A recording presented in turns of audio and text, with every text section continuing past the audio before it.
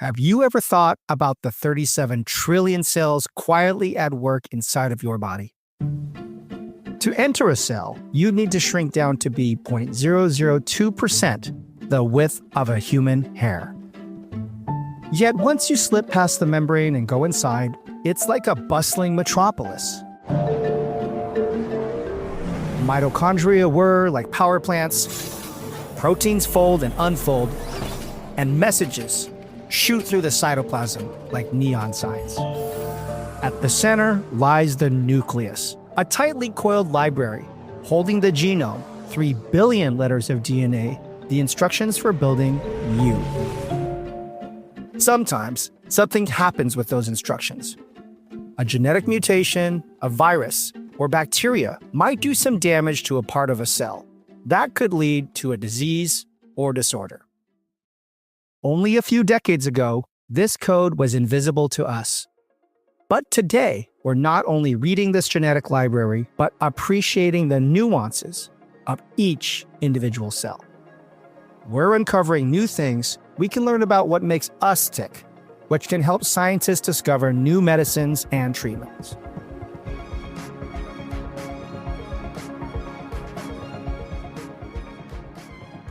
Welcome to Season 4 of Science Will Win.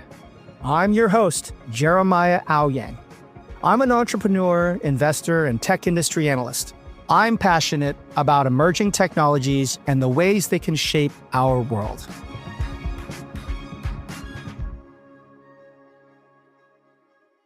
Last season, we talked about how artificial intelligence can help the scientific community address the rise of antimicrobial resistance. But this season, we're diving deeper into that nexus of biology and technology and exploring the ways artificial intelligence has had and will have an impact on the potential future of drug discovery. We're taking you on a tour through history to learn about the development of 3 key elements that have helped form the powerful AI systems we have today: data, hardware, and software. We'll be talking to historians and researchers across a variety of fields to understand how each of these 3 elements contributed to making strides in drug discovery and development, and why each of them are an essential piece of the ongoing AI revolution in medicine. Today, we're talking about data. Scientists have access to an unprecedented amount of data. There are molecular measurements from cells and genomes, and vital biological data collected through surveys, clinical trials, and the growing expanse of databases and biobanks. But how do we get here? And how exactly does data about our biology contribute to drug discovery?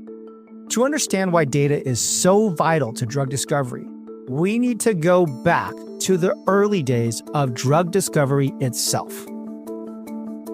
The oldest approach to drug discovery was serendipity. Last season, you may remember, we talked about how penicillin came to be. The example applies here too. Just imagine a cluttered London laboratory in 1928.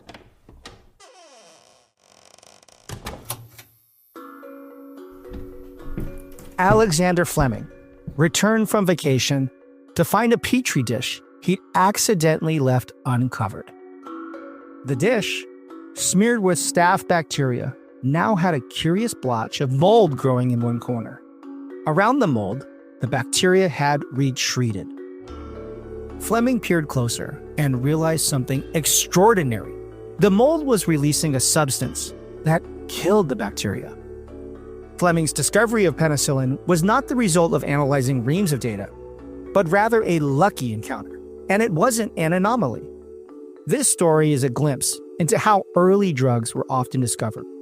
Chance observations. Well, I'm a young scientist by drug discovery standards, so I want to be respectful to my elders.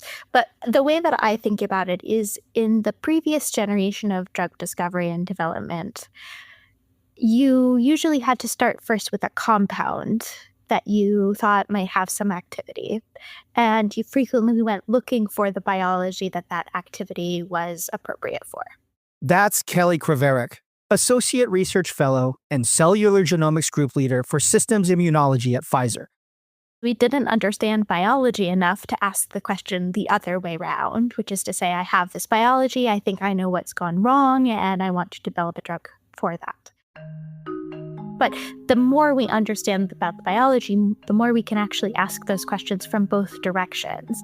At Pfizer, Kellie helps gather a ton of cell data to help contribute to treatments in the areas of inflammation and immunology. This is to say, she helps researchers at Pfizer ask the right questions from both directions, with a biology-driven approach. That's where we use our understanding of the biological basis of disease to inform the treatments we try to create. In Alexander Fleming's day, drug discovery was phenotype-driven. That means researchers would find a potentially useful compound with an effect on the body and then find what it's good for. That usually results in treating the symptoms of a disease more than the underlying cause. So how did we get to the biology-driven approach that gave rise to jobs like Kellie's? It took decades of learning about the processes of the cell alongside advancing technology. But at the beginning, progress was slow and data was limited. Yeah, historically, in the 40s, 50s, and 60s, when I think a lot of old school drug development was initiated, data was something you wrote in a lab notebook. The shape of DNA was discovered in 1953, but the idea of sequencing DNA, understanding what was inside of it, and how it actually worked was still decades away. And the thing is that sequencing was a technique that was first applied to proteins rather than DNA. So during the 1940s and 50s, it was a technique to determine the sequence of amino acids of proteins. And at that point, it was a technique that was very artisanal, very manual, and was just used very small scale to determine relatively short sequences. That's Miguel Garcia-Sancho. I am a lecturer and researcher at the University of Edinburgh in the UK, and I've been working for several years now on the history of genomics, biotechnology, and bioinformatics. And more recently, I'm interested as well in the forensic use of DNA data and in the history and the sociology of genetic and genomic data and databases more generally. Miguel is the co-author of A History of Genomics Across Species, Communities, and Projects, along with James Lowe. I'm James Lowe. I'm a research fellow currently at the University of Exeter in the UK. Previously worked at the University of Edinburgh in Scotland, working on a reasonably long-term project on the history and development of genomics. And I'm generally interested in variation of living things, be it in genetics, genomics, or my current project, which looks at AI in healthcare. Miguel and James will help usher us through the history of how our understanding of the genome developed over time. The man who first applied this particular sequencing technique to proteins was Frederick Sanger. He first sequenced the amino acids of insulin in 1954. As Miguel said, amino acids are the building blocks of proteins. So, sequencing those amino acids means figuring out how proteins are constructed. Proteins, on the other hand, are the building blocks of cells, and work like Sanger's began revealing specific biological molecules, like enzymes, hormones, or receptors that played critical roles in disease. This knowledge helped researchers treat certain cancers by inhibiting the enzymes involved in cancer cell growth. It was an early step toward a biology-first approach, but it was still limited by our incomplete understanding of biology and genetics. Then, in 1977, Sanger went on to sequence DNA for the first time, starting with the DNA of a virus. That's right. DNA sequencing didn't start with the human genome, but understanding the DNA of bacteria and viruses can also help scientists understand diseases better by breaking down the causes of disease. researchers moved on to sequencing segments of human DNA. But the Sanger sequencing method remained too time and labor-intensive to scale. Scientists had to gather a bunch of cells and mix them up, then print these long strands of DNA onto an X-ray film and manually read each letter, recording them by hand. With this method, sequencing the whole human genome would take over 150,000 years. To expand our knowledge enough to improve drug discovery, we would need to go a lot faster.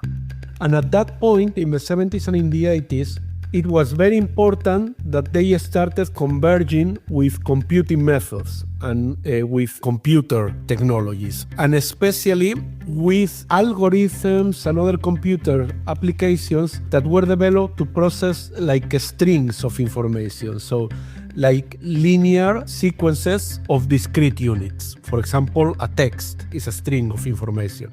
So the first computer applications that were used to analyze DNA sequences were adapted from the first word and text processors.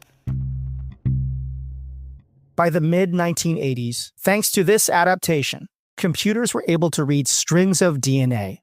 So these computer applications allowed to detect patterns in a sequence, to, for example, put together different partial sequences into a broader sequence, and that was the first time in which sequences started growing and started scaling up. In 1986, the first automated sequencer was released, significantly increasing efficiency and accuracy.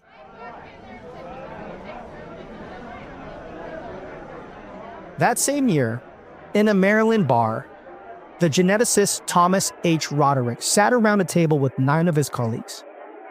They had just come from a genetics lecture, and after a few beers, they started brainstorming a title for a brand new genetics journal. Nothing had quite the right ring to it. But deep into the second pitcher of beer, Thomas piped up, "Genomics?" We now know just how well that name stuck. It may have been inspired by the word genetics, Thomas's field, but most of all, the word suggested a completely new field of study involving holistic techniques. There had been murmurings about the possibility of sequencing the entire human genome for some time, but with new automated methods available, that possibility was more real than ever. And genomics offered the field a name. What was novel about genomics was the ambition to move beyond particular genes for particular maybe clinical genetics purposes and move beyond that to the whole genome as an object. So all the DNA in a particular organism. So that sort of ideal of comprehensiveness that moves beyond simply tackling one gene at a time. While we used to look at very specific DNA segments, genomics is about looking at the whole picture. There's a big step up in the amount of data we could record. Genomics became the first discipline within the umbrella term we call omics, since all the terms under that umbrella end with that suffix. For all omics, comprehensiveness is key. And this is one of the significant things that's come out, is it can tell you things about the evolution of organisms. It can tell you something about diversity and variation within organisms. It can also tell you about the differences and similarities between different species. So if we know the corresponding regions of DNA for those particular organisms, we might be able to actually identify genes and their particular roles in physiologic processes in humans. So this ideal of comprehensiveness that really characterizes omics. As genomics advanced into the 90s, researchers began to identify the genes and proteins involved in specific diseases. This enabled them to ask the question Kellie Kravarik proposed earlier. If this protein or pathway is causing the disease, can we design a drug to target it? In 1990, the famous Human Genome Project officially began. It was a collaboration between thousands of scientists across universities, disciplines, and at least 5 countries. The publicly funded project used Sanger sequencing method, elevated by automated sequencing techniques, to enable a new level of efficiency. The mission: sequence all 3 billion base pairs of the human genome and identify all 20 to 25,000 human genes. It was believed that by having the whole sequence of information of the human genome, basically drug discovery would be easier because it would be just a matter of picking the information of the region of the gene the drug was supposed to interact with, and basically being able to inform the design of the molecule that the drug would be with that information. By 2003, the scientists declared they had sequenced 99% of the genome with an accuracy of 99.99%, marking the project's formal conclusion. By sequencing the human genome, scientists could systematically identify the genes, proteins, and pathways involved in disease. This knowledge enabled a true biology-first approach to drug discovery. However, it soon became clear that the genome sequenced in the Human Genome Project was not enough by itself to make creating medicine as easy as originally hoped. Here's Miguel again. Genomic data is important as a reference, as a basic scaffolding on which you can anchor the particular variants that your drug is meant to address. But having more local variants that are connected to the conditions that the drugs are supposed to address is very important. In other words, to make these new findings applicable for a lot of drug discovery, you need to be able to compare the so-called normal human genome to something. And what's more, it turned out the minor differences in DNA between people could really add up when it came to understanding disease. 74% of the DNA used in the sort of original reference genome came from one person, an anonymous male who answered a newspaper advertisement in upstate New York in 1997.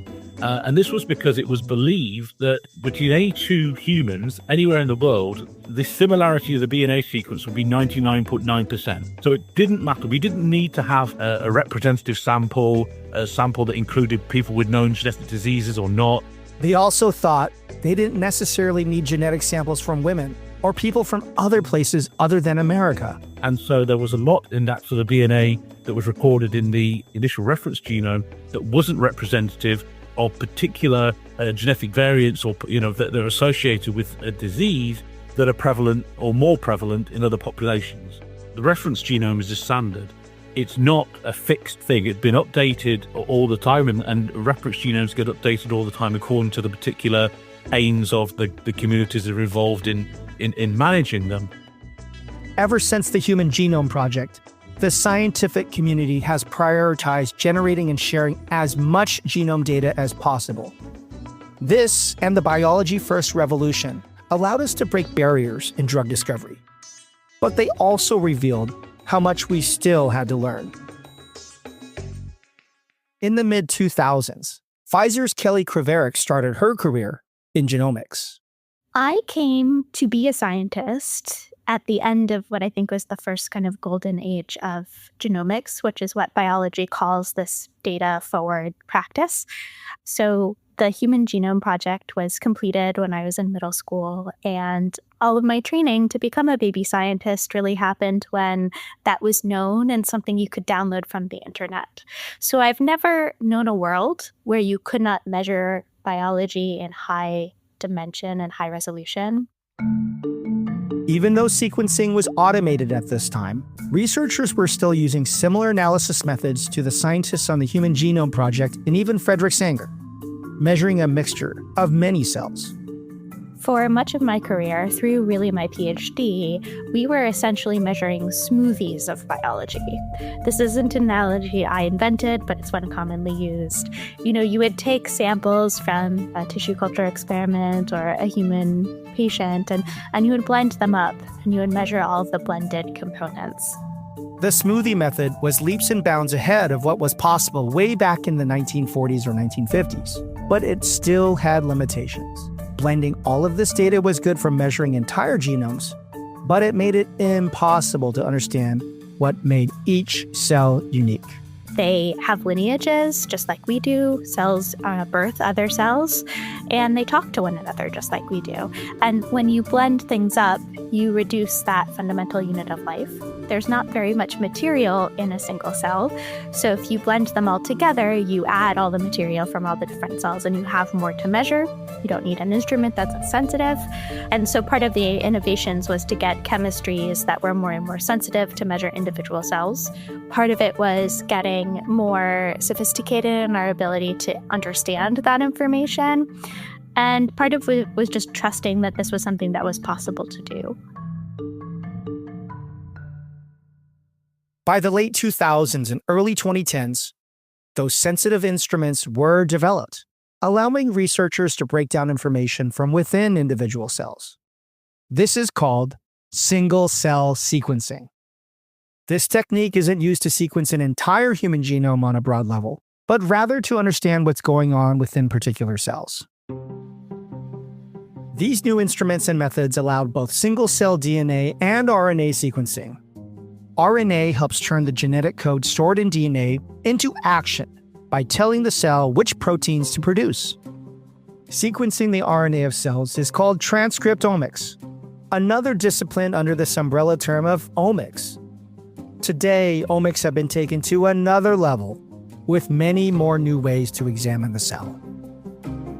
I think we've come to use omics as a shorthand for high dimension, high throughput, because it can mean so many different things, and because specifically what we're measuring is the product of technology that's still updating.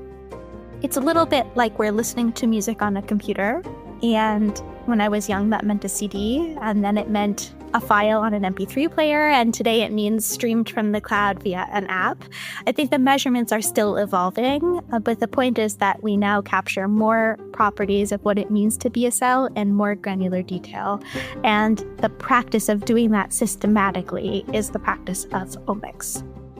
Using omics data, researchers might study proteins in healthy human kidney tissue to understand how these proteins behave, interact, and carry out their jobs in the kidney. Other researchers might study omics data to understand specific health outcomes, like how long someone with prostate cancer might survive, the risk of breast cancer coming back, or how well a patient might respond to a certain treatment. By using detailed omics data, researchers aim to create better tools to predict or understand diseases, tests that are more accurate than those based on traditional clinical methods. The major advancement that's happened in the 2000s has been to move from that smoothie understanding of the world to actually measuring those cells one by one, letting them each tell us what is going on in them, and letting us do the same computation that the Human Genome Project enabled, but be able to do it on the millions and trillions of cells that are in our body. The single-cell sequencing Kellie and her colleagues use today aren't reliant on blending cells together. She has another analogy for this new method. The analogy is a fruit salad format where you can actually say what came from the strawberry and what came from the grape. That has allowed us to understand this at just a different level of complexity that we couldn't access before. And that means that some things really surprise us and some things really excite us. But either way, the closer we get to really understanding biology at this unit of life, the better we're able to develop drugs that help patients. But there's still a lot of work to do. Remember, there are a lot of cells in the human body. You cannot measure every cell in the world. It is not possible to do that. So we're still sampling very, very little. But because we've never been able to do it before, we're on this really exciting point in time where every measurement we make has a high chance of uncovering something we didn't know. Since the advent of single-cell sequencing and omics data, researchers in drug discovery have already taken advantage of this new information. At Pfizer, single-cell transcriptomics contributes to huge data sets that allows researchers to train AI models and predict the best structure for medicines, including for diseases like COVID-19. The measurements that we're now making in single-cell dimensions are feeding machine learning and artificial intelligence models. The models are seeking to understand and basically describe disease biology and healthy biology as it really is. We know we will have achieved it when the models predict things that we can test in the lab. And so a lot of the day-to-day work is actually generating data to feed a model, training the model, and then asking the model to make some predictions that we then go back into the lab and test, and then use that data to feed yet another model to improve it. When we talk about it being at an inflection point, I think what we mean is that we're getting better at the measurements that feed the models, we're getting better at the way we create the models, we're getting better at the way the models produce results, and then we're getting better at training them with additional information to improve upon them. New research techniques, more advanced computers, more sensitive instruments, all of these innovations have ushered in this modern data boom. But to actually use that data and have it lead to potential breakthroughs, collaboration is key. Kellie called out one example. So there is a database called GEO, where virtually every sequencing file ever published in a journal from an author who had NIH funding has deposited that sequencing data for you to access and reanalyze. There are also large consortia efforts, including public and private consortia, like the Accelerating Medicines Partnerships, where companies and academia have come together to co-fund research, where we are intentionally sharing data pre-competitively out into the public domain for everyone to use, for commercial and non-commercial use. And I think that that's something that, all of academia is really committed to, but I think many people don't appreciate how much industry is also committed to that. GEO is far from the only data repository. The Sanger Institute, the European Bioinformatics Institute, the National Center for Biotechnology Information, and more all have accessible databases that help advance scientific knowledge around the world. Let's go all the way back to the cell, from the beginning of the episode. The proteins, the DNA, the RNA, and all those messages traveling through the bustling metropolis. Today, science has decoded much of it and harnessed that data to inform drug discovery. But there's a lot more left to understand about the cell. Today, we are just on the cusp of harnessing the understanding of a cell's relationship with the others around it, and the specifics of what makes every single cell unique. That's millions more points of data for scientists to break down. The story of biological data for drug discovery is an ongoing journey for knowledge. And as James Lowe put it, so often, gaining more knowledge reveals just as much about what we have yet to discover. I think, one of the challenges of drug discovery, anything to do with living beings, is once you think you've climbed, a mountain of, you're going to capture the complexity finally and be able to intervene in it, you realize you've just climbed a foothill because you see something like Everest beyond, but even that's going to be a foothill. So I think it's, that the story never ends. It's open, and it's also about dealing with complexity and variation, but it can also confuse you unless you've got some way to guide your way through the complexity, I think. By now, I'm sure you're starting to realize that there are tons of complex data, and the analysis needed to bring this new information to drug discovery is also very complex, which brings us to artificial intelligence. My field has really exploded from that place of kind of canonical science to something that looks a lot more like engineering and computer science a lot of the time, in part because we've benefited from the same technological evolutions helping machine learning and artificial intelligence to be able to measure our biology in a lot more detail than we ever had before. So instead of measuring the color of a test tube, we're now able to measure every single cell in a tissue of a diseased patient. We're able to ask what genes and proteins are present in that cell. And then we're able to ask how drugs and treatments for those diseases change those pathologies and help return patients to good health. And we're doing that now in not a test tube with color measurements, but really a 1,000 by 1,000 matrix of measurements that can only be understood by a computer or by algorithms crunching those measurements.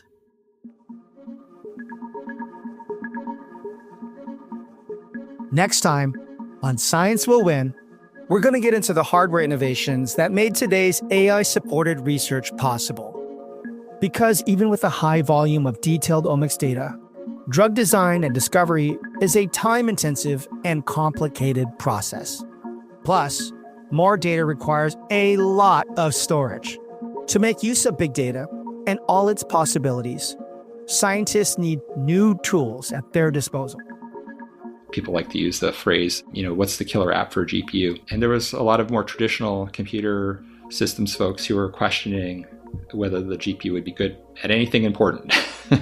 Initially, when I started doing research looking into applications, this was a question. So what is this good for? Why would you want to do this? So the answer is that if you write new applications that just have lots of parallelism, and it turns out there's this super important one called machine learning.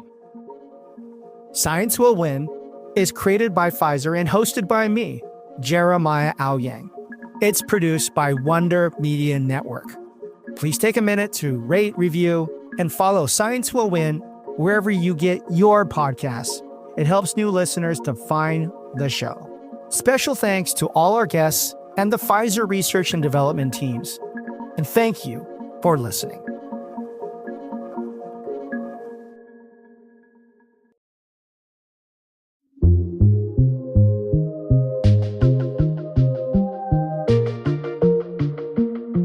Pfizer Audio.